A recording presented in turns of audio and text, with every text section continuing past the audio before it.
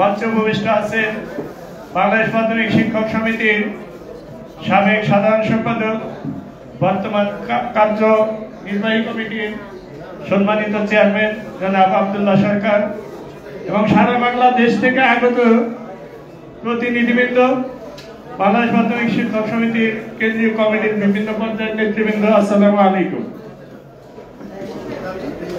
আসলে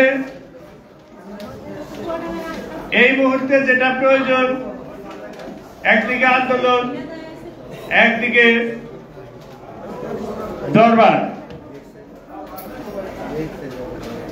একদল মাঠে আছে, একদল টেবিলে আছে, আলোচনা চলছে, দরবার চলছে, মাঠে আন্দোলন চলছে। সব মিলিয়ে আমরা আশাবাদী, হয়তো আমরা আমাদের কাঙ্ক্ষিত লক্ষ্যে পৌঁছতে পারবো ইনশাআল্লাহ। দীর্ঘ 17 বছর আমরা মুক্তভাবে কথা বলতে পারি নাই।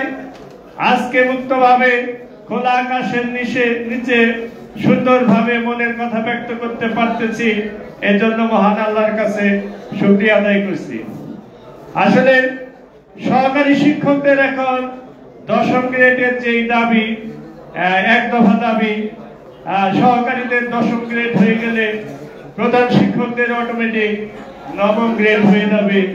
এই দাবিতে আমরা বিভিন্ন জায়গায় যেখানে কথা বলার সুযোগ হয় সেখানে এই দাবিতে আমরা কথা বলতেছি।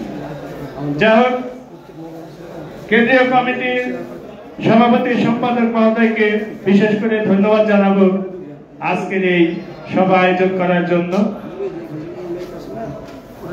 ভবিষ্যতে আরো জাঁকজমক করে এরকম প্রোগ্রাম করার বিনীত আহ্বান জানিয়ে আমার কথা শেষ করছি। ধন্যবাদ সবাইকে। আসসালামু আলাইকুম।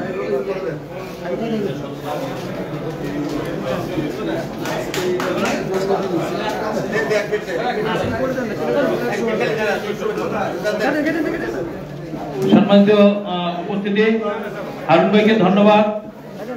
সুন্দর সুস্পষ্ট উপস্থাপন করেছেন যে আমরা এই মুহূর্তে আমাদের যেখানে যে অবস্থায় আছি, আমাদের আন্দোলন সংগ্রামের মূল কথা হবে সহকারী শিক্ষকদের 10ম গ্রেড, প্রধান শিক্ষকদের 9ম গ্রেড।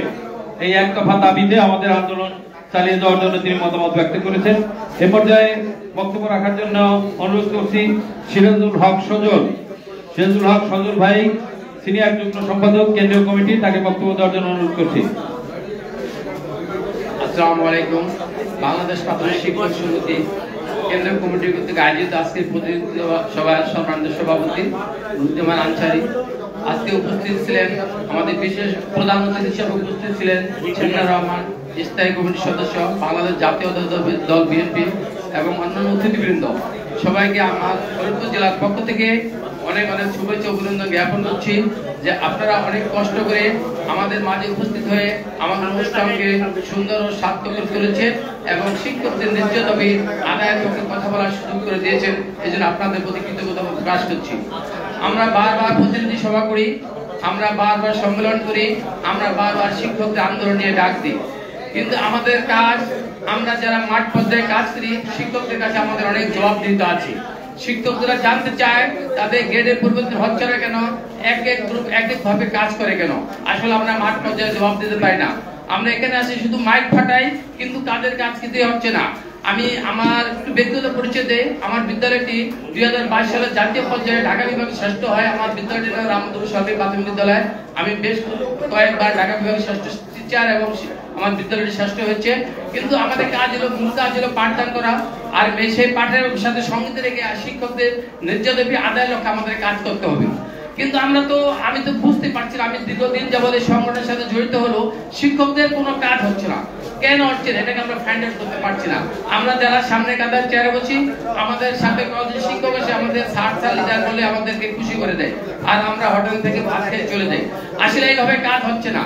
আমরা কিভাবে কাজ করতে পারি, সমস্ত সংগঠনগুলিকে একত্রিত করে শিক্ষকদের ন্যায্য দাবি আদায়ের লক্ষ্যে আমাদেরকে কাজ করতে হবে। আমাদেরকে সবাই উদার মনে নিয়ে আমাদের এগিয়ে আসতে হবে।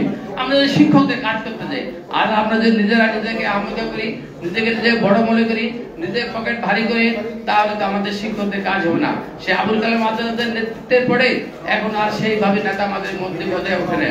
আমরা চাই নতুন প্রজন্ম নিয়ে আমরা আমাদের সেই নেতৃত্ব আবার বলিষ্ঠভাবে গড়ে উঠুক এবং গ্রাম বাংলার আপাময় শিক্ষকদের ন্যায্য দাবি এবং ডাল ভাতের ব্যবস্থা হোক, তারা ভালোভাবে মানসম্মতভাবে জীবনযাপন করুক, এই আহ্বান রেখে নেতৃবৃন্দের প্রতি, নীতিনির্ধারকদের প্রতি আহ্বান রেখে আমি আমার বক্তব্য শেষ করছি। সবাইকে ধন্যবাদ। আসসালামু আলাইকুম।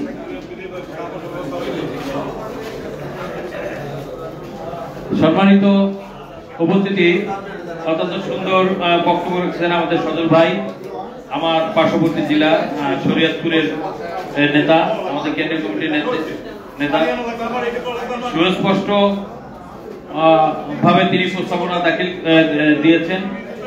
মূলত আমাদের শিক্ষকদের মূল দাবি, আমাদের প্রধান শিক্ষকদের মূল দাবি নবম গ্রেড, সহকারীদের দশম গ্রেড।